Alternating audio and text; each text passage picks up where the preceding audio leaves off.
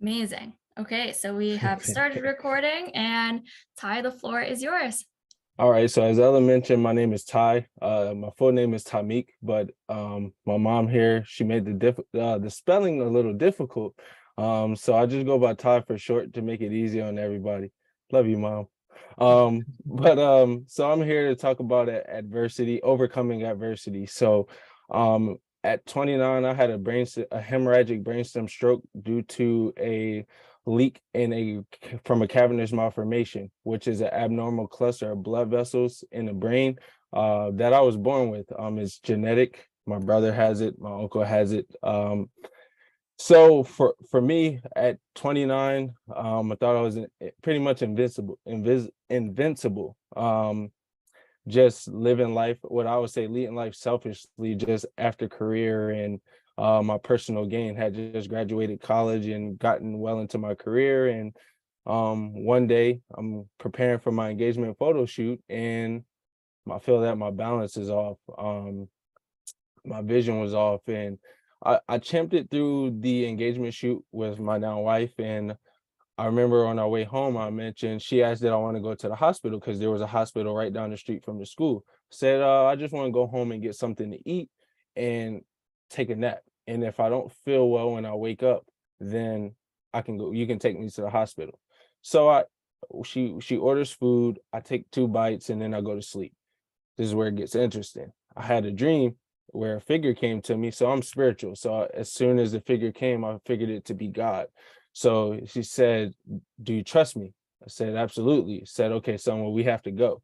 I instantly woke up and I tapped my wife and I said, "Hey, we got to go to the hospital."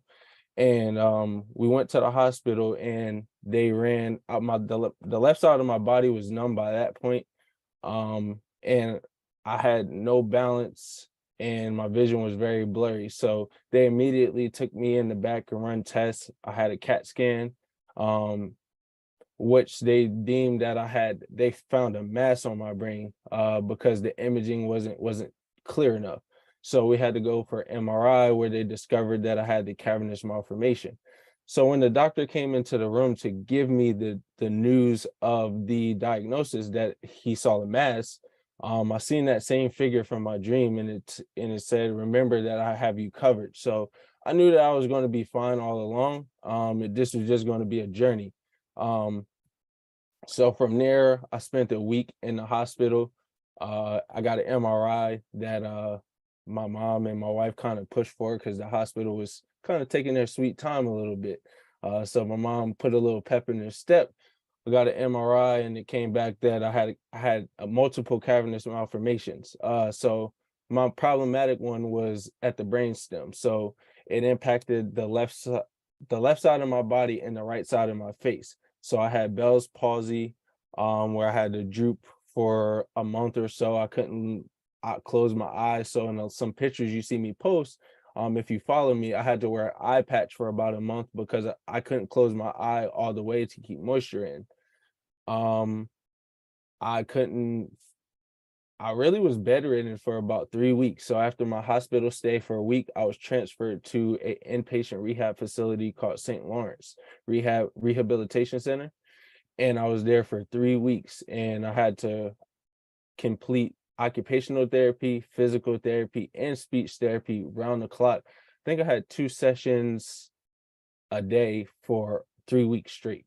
And it was intense, but it was worth it. So after that 3 weeks, I was discharged to come home, and I've been in outpatient ever since. So I'll be celebrating my 4 years of recovery in June. So if I didn't mention, that happened June 5th of 2019, and I was 29 years old.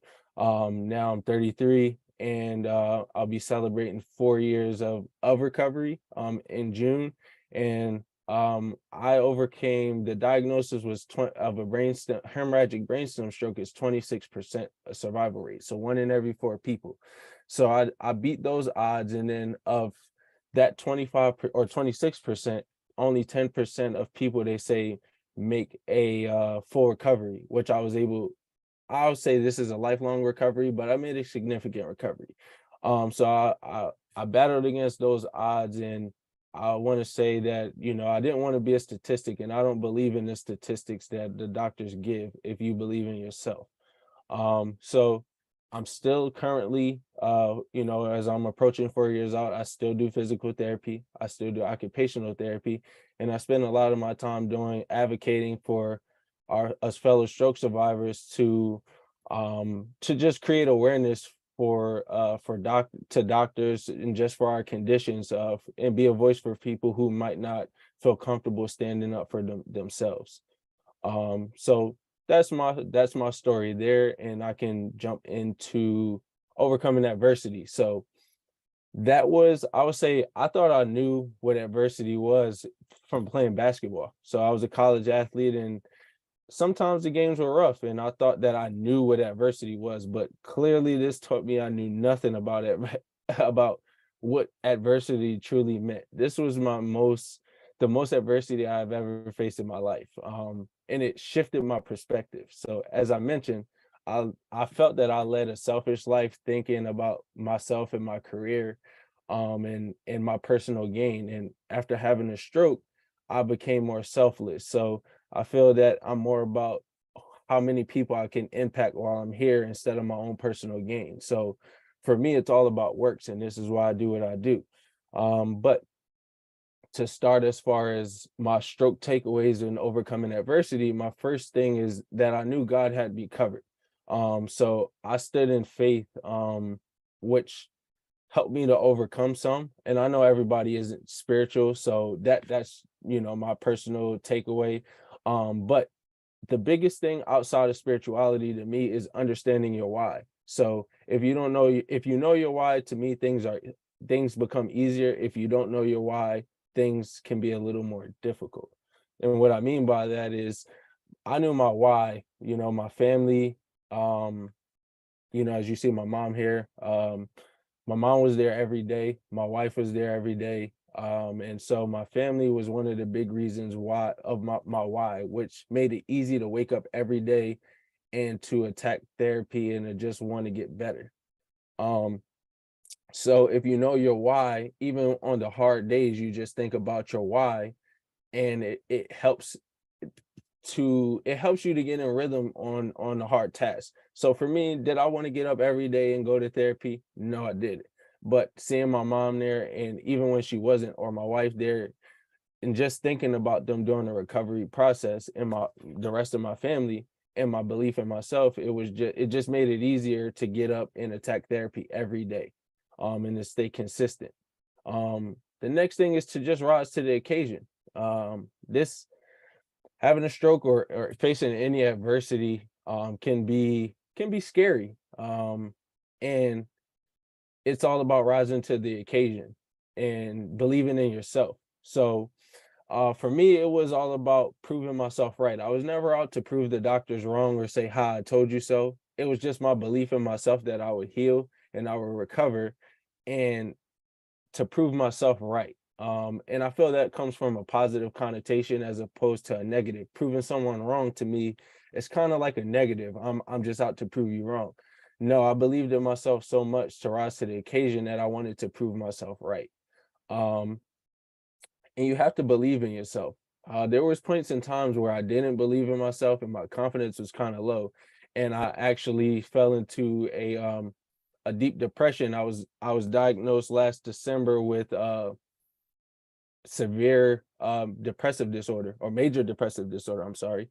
And it was a year-long journey to this December when I went back to the psychiatrist, and my only lingering mental health issues, I would say, were PTSD and anxiety from the stroke. So I was able to just believe in myself and get comfortable in myself to overcome the depression. I began to love myself again. And how did I do that? I stood in the mirror, I looked at myself, got myself comfortable with myself, and just did things that I enjoyed doing to remind me of who I was, but also to show me who I'm becoming. Um, and when you show up for yourself, you want to show up and you want to work relentlessly, right? So you don't want to just show up to therapy or whatever adversity you're going through and go through the motions. So for me, I'll make an analogy to basketball, right? So in practice, I could come down and I can just walk through the play. But I'm not doing myself any justice or making my team any better if I'm just walking through. I need to come in and give a high energy, a high effort, in order to impact the change on myself and on my team to make those better around me. So for me, I showed up every day and I work relentlessly, even to this day. When I go to therapy, my therapists are happy to see me because I challenge them as much as they challenge me. So it's a challenge for them to come up with a plan for as advanced as they deem me. So they're as soon as I leave, they're game planning for my next session, and they say they say that it makes it fun for them. She's not here.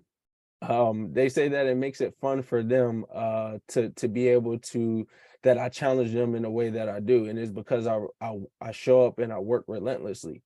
I also rest. Rest is an important part of recovery and facing adversity too. I know we live in a culture, a hustle culture where it's, hey, you have to grind, you have to work relentlessly, and take no days off. And I believe the total opposite. You rest when you need to. You work hard as much as you can, and that you work hard you give 100% of yourself every day. And that looks different every day, but you have to honor your body when it tells you to rest, no matter if it's a stroke or whatever kind of adversity you're facing. Give yourself credit. That's the next thing. I know for me, I didn't give myself a lot of credit until I was 2 to 3 years out. That first year, in my mind, it was what I was supposed to do. So I never gave myself credit for being able to relearn how to tie my shoes, relearning how to walk, relearning to talk and just do different things, relearning to write. I never gave myself credit for that. And it took to get into a community to say, hey, wow, I relearn how to tie my shoes. I relearn how to write. I relearn how to walk. And each day I might walk a different amount, but I can walk. Now I'm proud of myself. I never thought that I would be able to get back out on the basketball court. And if you see some of my recent videos, I've been able to to train for basketball.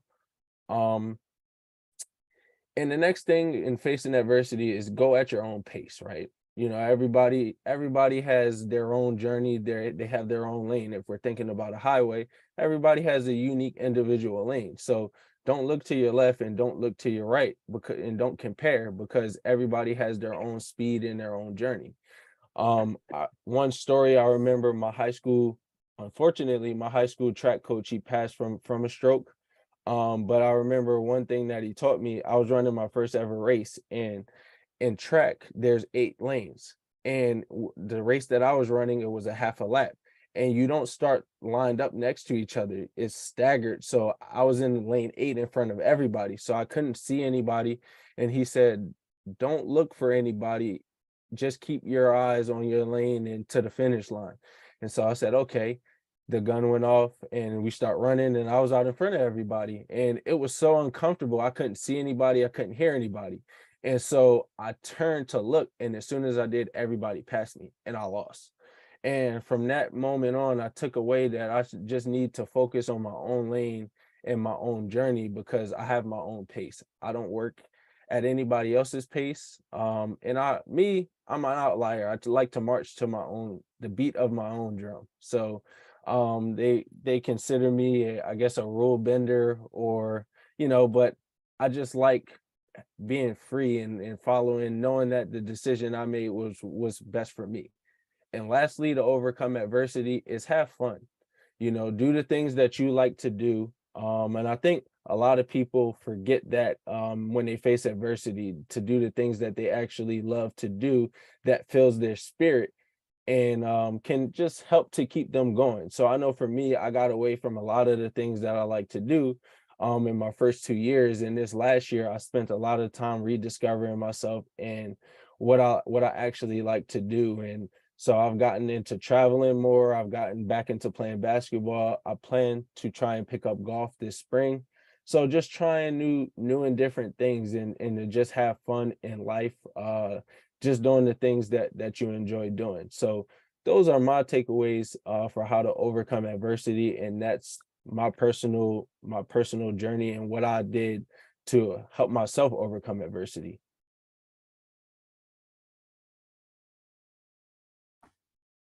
That was And awesome. oh, Amazing.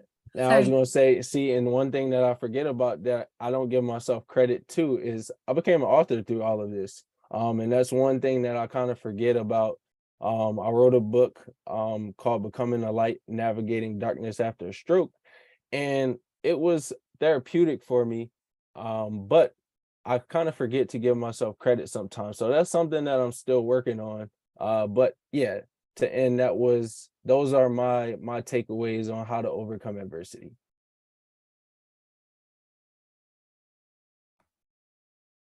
Awesome. That was fantastic. And I'm going to pull a little bit more out of you too. So you mentioned the book, and I'm so happy that you did. Actually, I'd love to share a link to where people can find the book. If you we can, so you can send it to me via email after, and I'd love to share it with everybody. The other Sure. thing I want to pull out of you is, can you talk a bit about your business and what's going on with that? I think, does your brother also have a business? Have you guys like joined up? Can you just talk a little bit about that too? So, I'm actually wearing a shirt. So we have I don't want to call it a brand, but I like to call it a community. So it's called To the T, and the name came from both me and my brother's name, Tymiak and Tehran. So it just started out as something playful. And my brother, as I mentioned, he had a cavernous malformation. He actually had a stroke at the age of 4, I believe, if I'm not mistaken. My mom could correct me if I'm wrong, but I believe it was 4. So he was very young, and it caused him to live with epilepsy. So we kind of just look. It became first epilepsy awareness kind of brand and community, and then at 29 when I had the stroke, then we figured, okay, well, let's raise awareness for all things brain, for brain, the mind, body, and spirit. So for us now, it's an all-inclusive community and safe space for, for anybody, especially those who have dealings with any brain events, as I call them, whether you are directly impacted or a caregiver. And we're right now we're in the beginning phases, just raising awareness for, oh yep, she said I was correct, 4 years old. But we're raising awareness, as I mentioned, for everything, for all brain health. And this is why I do what I do. And so we're going to be having merchandise, so you can feel a part of the community. And we're just going, for me, it's hard to put into words how big I want this to be. But I just want to impact the community using my platform of basketball, and my social following the best that I can. And my brother, my brother we do work together, but he's still not in a place of comfort to be out there and promote his story as much as I do, which, is understandable. So I just try to coach him and help him as much as possible, and I tell his story for him. Just to raise awareness for epilepsy and support my brother. Sounds like you and your brother have a really awesome partnership. That's really cool. Yeah, we're like, it's funny because when people see us together, they think we're twins. We get that a lot. I remember we were at the supermarket and he walked down the aisle, and then I walked down the aisle, and the lady was like, I just saw you in another aisle. And I was like, oh no, that was probably my brother. Um, So yeah, we're 8 years apart. But you couldn't tell if you were with us because we're as close as probably twins could be. So it just makes our dynamic and work that much easier. That's awesome. I love it.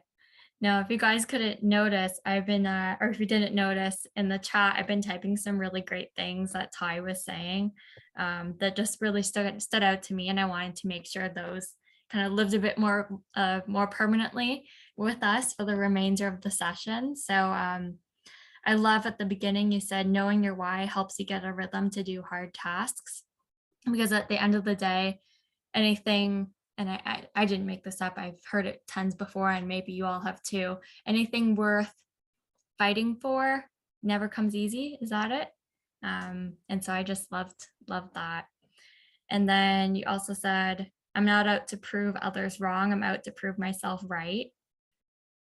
that stuck with me so much. Um, and I think that's because I have that mindset a lot. I personally want to prove other people wrong. And I agree with you. Like, how much better does it feel? At least it feels a lot better to me when I just switch it a little and think, no, I just want to prove myself right. I know I can do these things. Just focus on me, stay in my lane, like, which was an awesome analogy, by the way. Never heard it. I love it. Um, yeah, that was great. And then the third thing I wrote down that you said was, when you show up for yourself, you want to work relentlessly. Um, I'd like to think I work hard. I think all people can. Um, and so that just kind of was a great motivation for me. And I hope it acts as motivation for everybody else in this chat too. So if you guys have been in these groups before, you know I like to talk and I always have questions, but now is my time to sort of silence and mute myself. And if anybody else has questions, please, I encourage you to unmute your microphone and you can go ahead and ask Ty. And just another reminder, we're still recording. If you want to save a question for after the recording, that's no problem too.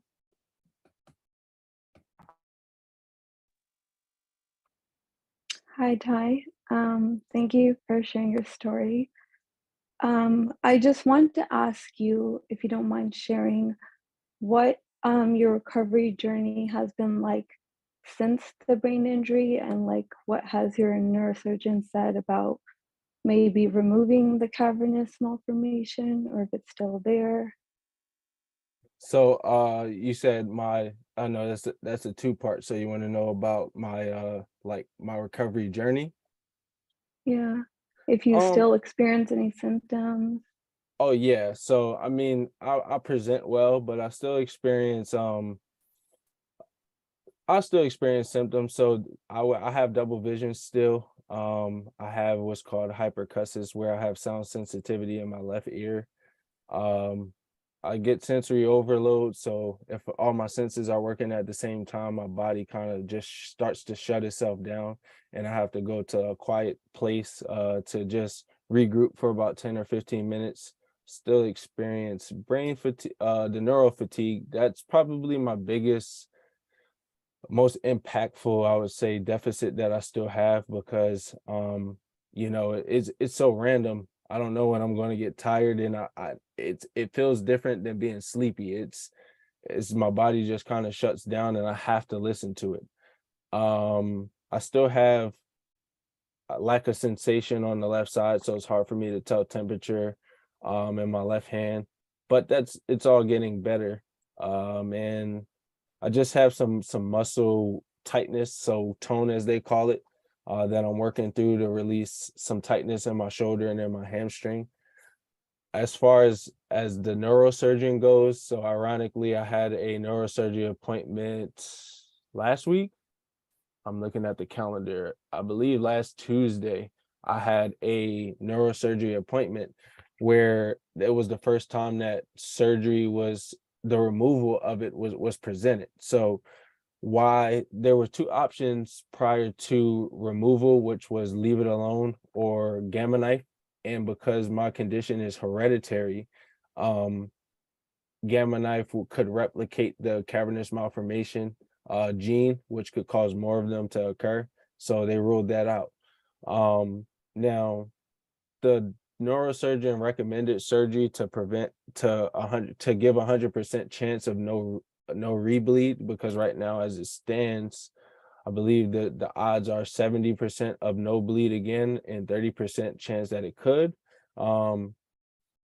But brain surgery leaves me with the risk of permanent deficits of like double vision and just different things that could impact my hearing, my vision, and my facial muscle control. So I opted against having surgery. And my neurologist, they just want to help me manage my symptoms unless something changes with my quality of life, because they feel that the progression I made over the last 3 years could be negated by surgery. And I honestly don't know if I'm mentally prepared to re-embark on the journey of relearning how to walk and talk again. Thank you. I'm asking because I actually had the same thing happen to me. I had a cavernous malformation that Mhm. bled. And right now, they just want to like monitor it. Mhm. But like, do you ever feel like scared that I might bleed? I used to, and I had to shift my mindset because I would think it would be nights where I would lay down like, man, if what happens if this bleeds again? And I lived with that for a bit of time, and I realized that I don't know how many years you're out or what your time frame is, but the more time that has passed for me, the more comfortable I have grown with it being there because it hasn't caused me any new issues. And I use my brother as a reference. So my brother had a bleed at 4 and hasn't had a bleed again, and he's 26 or 25. Um, so I look at his track record to kind of help me stay focused that, hey, you know, if I live in fear of this thing and I let it consume me, then I'm not living my life and I'm not having fun. But I do understand your sentiments because I have been there. But what I can say is just try to do things, you know, get to yourself and do things that you enjoy doing and don't let that overwhelm you. Um, do what you enjoy doing, but also express your concerns within the community. You know, have a friend that you can express this to. You know, my wife is my wife is my in-home therapist, and my mom is my out-of-state therapist. So I talk to them every day, and I'm just open about what I feel. Like, hey, I'm tired today, or I had a little headache, but I can tell the difference. Um, but I did live in fear, but I don't anymore. Thank you. You're welcome.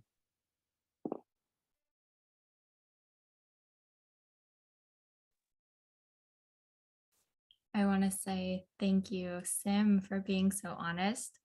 But I guess time, it just worked out that now you have somebody who you can look up to and, you know, reference and his story, and you're here today and he's here today. And yeah, thank you for being so honest and asking those questions. This is the space to do that, and we're all here to support each other. So thank you. Um, Anybody else?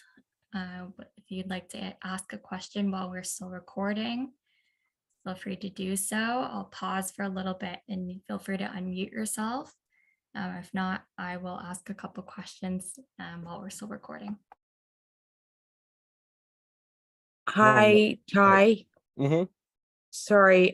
So I too had a hemorrhagic stroke, and my question, you sort of answered it, but I'm still a little bit unclear as to your physical deficits. I know you said you had some less visible deficits, and the reason why I ask about your physical deficits is because I was extremely active, running half marathons every weekend, and just I loved manual labor, and I'm still dealing with the paralysis on the left side, and I have the goal to return to run, which sort of like you, I've exceeded all their physical expectations, you know, but I'm very excited. Tomorrow I go see a specialist, and I'm really hopeful. He's a gait specialist, so I'm really hopeful that he'll give me the exercises that I need to do to get me back to running. So for physical deficits, what would you say still linger? And sorry, can you remind me how long ago your stroke was? So my stroke was June 5th of 2019. So it'll be 4 years in June. Physically, I would say that I have trouble, like my muscles, some of my muscles weren't coordinating properly, so my brain wasn't sending the right signal for me to properly run. So my gait was slightly off as well. And my shoulder, I have like some shoulder tightness, and so I have like deficits as far as like finger speed, dexterity, and things like that. So writing, typing, but with running, my hamstring it wasn't receiving the signal to contract the right signal. So and it also fatigued very quickly. So I had to do a lot of e-stim uh for it to and do exercises with the stem on so my brain could kick in and remember like, hey, this is the action that we're supposed to take. Right. So for me, I had to go to a number of different therapists because I got kicked out of the door a lot because I walk in and they're like, oh well, you're very advanced. And then if a therapist isn't really in tune with what they do or love what they do, you're going to get the bare minimum. So for me, as I mentioned, advocate for yourself. I will switch doctors in a heartbeat. I will change doctors in a heartbeat to find what I need. So I recently changed my neurologist and my neurology team because they were pushing me to go back to work and I still don't feel ready to engage in the kind of work that I was doing. So going to a gait specialist definitely could help because where I go, it's a sports medicine facility. And they have anti-gravity treadmills, which allows you to walk and run without having the full weight of your body, so they can adjust it. So I would say look into a facility like that. But just keep searching and keep advocating, just Google is a great tool, just kind of search for your area for what you're looking for. And I'm sure something or something along the lines of what you're looking for will pop up and just kind of go down that rabbit hole. But just never give up because it's a ton of doctors out here that do care. You just gotta unfortunately do your research to find the right one. Right. Thank you. You're welcome.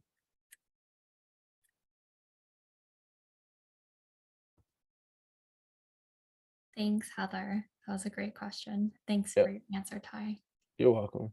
And I'll mention, like, why I changed doctors was because I was experiencing symptoms with like my sweat, where I would sweat on half of my body, and it would take the other half of my body longer to sweat. My light sensitivity and things like that. So I was recently diagnosed with two other rare conditions outside of the cavernous malformation, which are called Wallenberg syndrome and Horner syndrome.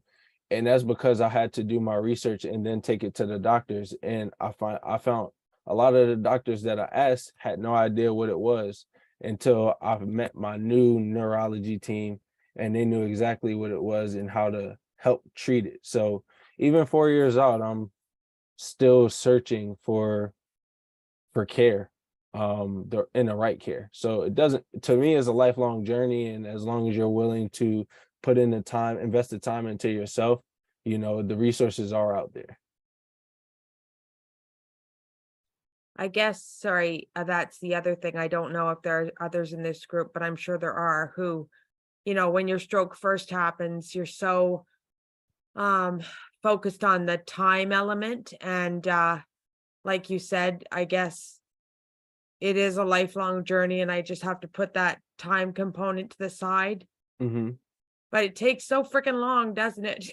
Yeah, it does. And that's what I tell people is when you focus on the time, that's when it gets difficult. So I focus, and because the doctors tell us you have to recover in this first year or else you aren't going to see any gains. I'm almost 4 years out and I just relearned how to dribble a basketball. So if I listened to them, I wouldn't have picked up a basketball. I would have just said, hey, I reached my maximum 2 years ago, and that's that. But as long as you're willing, you keep your mind positive and you're willing to retrain your brain will listen to you. It takes time. It takes time, but your brain will listen. I think you're on mute if you're talking.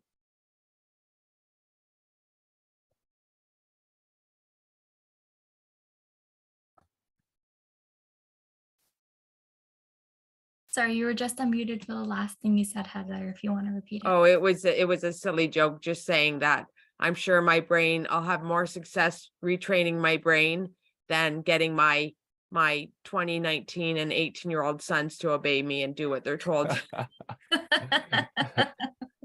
We'll have to keep track of that. Yeah, I'll check in on that one.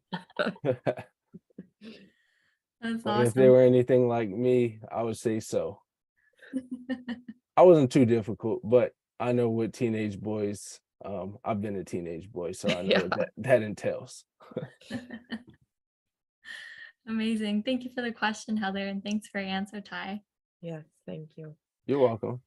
I actually wanted to add to that, Heather, I don't know if, are you on Instagram? I'm not. I'm too old to. I've done a few TikTok posts, hopefully to inspire some other people, but that's Mhm. even then half them don't work out. But I'm not on Instagram. Well, Ty, do you have any other social media other than Instagram? Because I think I just shared I'm your on Instagram. You're on I'm on Facebook? Facebook, so it's my name, first name. So I'm putting it in the chat with my full name, which it'll show up on Facebook, and you'll see it'll be a picture of my wedding. I'm also putting my email. So if you want to, anybody here wants to send an address, I can send. I know I told Sam I would send her a book, but if you send your address, the book officially, well, re-releases in June of this year for my 4-year recovery. But um, since we're here in this group, and it's always a special spot in my heart for fellow survivors. If you send me your address in the email, I'll get a book out to you. Oh, that's very Mhm. kind. Thank you. You're welcome. It's amazing. And the reason I brought up your social media is because I'm on Instagram and I love your posts. So if anybody here is on Instagram, I encourage you to follow Ty, check out his Facebook, because you're always like a lot of your posts are you doing therapy. Mhm. And it's just like, hey, like when I watch it, it's like, okay, you are doing something hard. Obviously, this is hard, but you're still doing it. And Yeah. that's kind of a reference to what you said at the beginning of this of your talk is um, when you find out your why, it helps you gain a rhythm to do hard things. And that is really what you're exemplifying on social and like your brand. And it's really inspiring. I really love it. So I encourage people Thank to you. follow. You're welcome. Thank you. Okay. Yeah. Anybody else? Sorry. Oh, good. Anybody?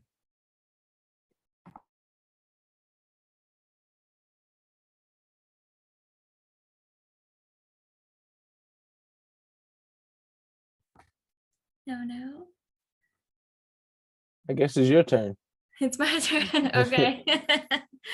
Okay. So let's see. Um, One thing that's not really a question, it's just something I wanted to call out because I appreciate you saying it. And it's almost unfortunate that I find it to be a pattern in every session that we have when we have a speaker, and that is you had to get your mom and your wife to push for that MRI because the Mhm. hospital was taking their sweet old time. Um, and I call it out every time I hear it, so it's repetitive, and I know we all know it, but just hearing it again and again, just I want to make sure people are really advocating for themselves. And I'm so happy that your mom and your wife did that for you, because obviously it helped. Yeah, it did. It did. And it taught me to advocate for myself now in appointments. So I go into appointments prepared. So I think doctors dread seeing me because I come with printouts and notes and everything just based on what I'm feeling so I can discuss it and bring it up. So yeah, advocate for yourself. And with your doctors, it should be it should be a two-way street. It shouldn't be a dictatorship, or a one-way avenue that they're just giving you information. They should be listening to you as well, to help you come up with a plan that you feel comfortable with.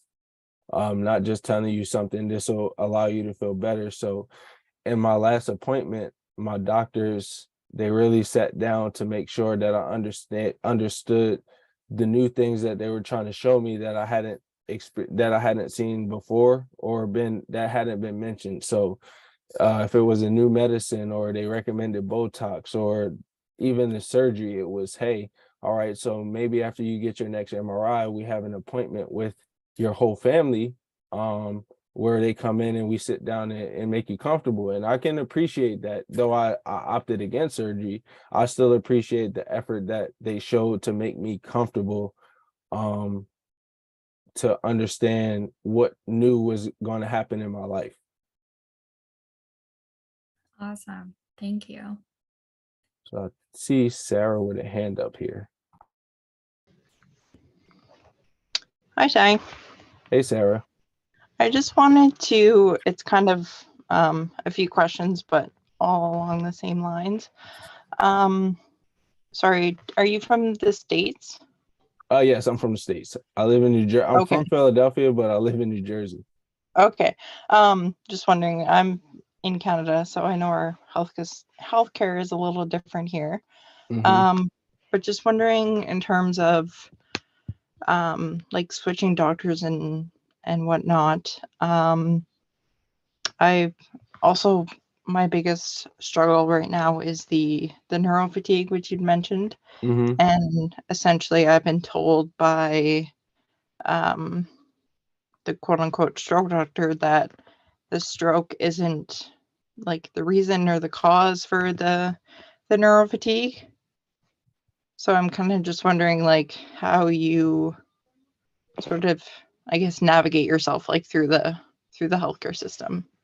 So with the healthcare system for me is if I feel seen and heard, I'll stick around. Or until I feel like there's more that I need. And then I'll kind of seek out additional resources. But as far as like my fatigue goes, my doctors, I don't think there's much that they can really do for it. It's more that I have to adjust and adapt my lifestyle to the fatigue for right now. So I test myself on some days. I'll push myself to through the fatigue, but most days I schedule in a nap. So I'm a big nap person these days. So if you ask my mom, she'll say, "Oh, were you about to go take a nap?" Yes.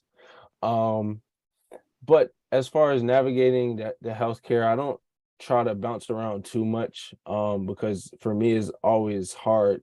Like goodbyes are hard for me. So when I have to switch doctors is more so because I have to, more so than I want to. And it just comes down to, and before I switch doctors, I'm doing a lot of research on my next doctor before I just up and go. So I'll keep my old doctor around and I'll schedule an appointment with the new one. So when I had my appointment last Thursday with my new neurologist, I still had an appointment for today with my old neurologist until I felt comfortable enough to cancel my current appointment. So I kind of navigated like that, but I only switch if I have to.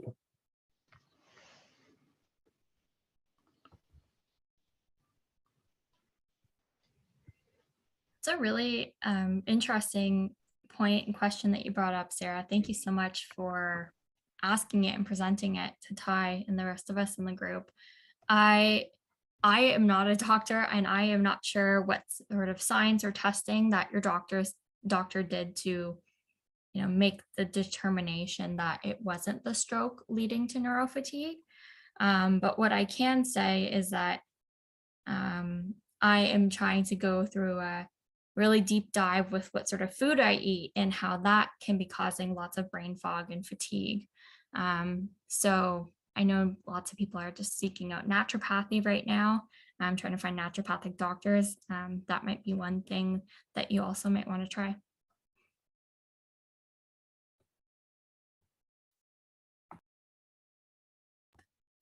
And so my final question for you, Ty, is we're talking about working hard and pushing yourself and also taking naps and recognizing neurofatigue. Do you ever push yourself too hard and think, oh man, like I set myself up for failure here because now I'm wiped out and I can't do anything? Or like, how do you determine what's pushing too hard and when you need that break? I used to push too hard last year. I remember I went on a trip we went from New York to Washington DC, and it took me 2 weeks to recover. Because I would sleep all day and I couldn't gain my energy back, so I knew I had overdone it. So now I'm just very in tune with my body. So I'll push when I feel I have more to give, but if I feel it's just a feeling that I have that I know like, okay, I should probably slow it down now, or I have more to give. And even I know it's tricky for my mom and for my wife because I'll do a lot of things and they're like, hey, you need to rest. And I'm like, I still have energy. I'm okay. So I mean, I have a support system that's kind of in tune with, they know because I'm open. So they understand like, hey, I might need to give them a warning to slow down, but then I get feedback. Like sometimes I'll say, all right, yeah, I do need to slow down, or I'm okay. So for instance, last weekend or maybe 2 weeks ago or so, I went on so the last few weekends I had traveled. So one weekend I went to Atlanta and I went to a conference on a Friday and a Saturday, and I built in a day of rest on Sunday. So before coming back home Monday. And so Sunday, I was in Atlanta. I wanted to go to the football game, but I said I'll play it by ear. So if I feel good when I wake up, I'll go. If I don't, I'll just rest today. I felt good when I got up and I went to the game. The next weekend, we traveled to Virginia to visit family. I drove all the way there, but on the way back, I drove halfway because my body said, okay, we have to stop. So my body gives me signs, whether it's with my vision, or it's 9 times out of 10 is with my vision. Once my eyes start to bother me, then I know it's time for me to either take a nap, or to just rest all in all. And for me, sometimes a nap is as quick as 15 minutes. I'll go lay down for 15 minutes and I feel like I got 5, 6, 7 hours of sleep. It's a great answer, and I appreciate it so much. It's so important to just be listening to your body, because your body is telling you things, and if you're not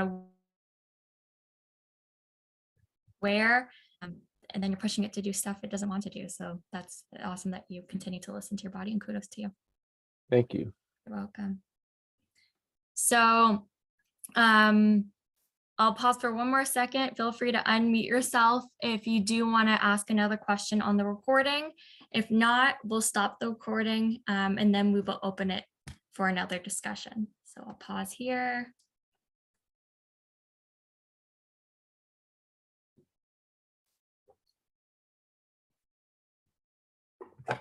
Okay.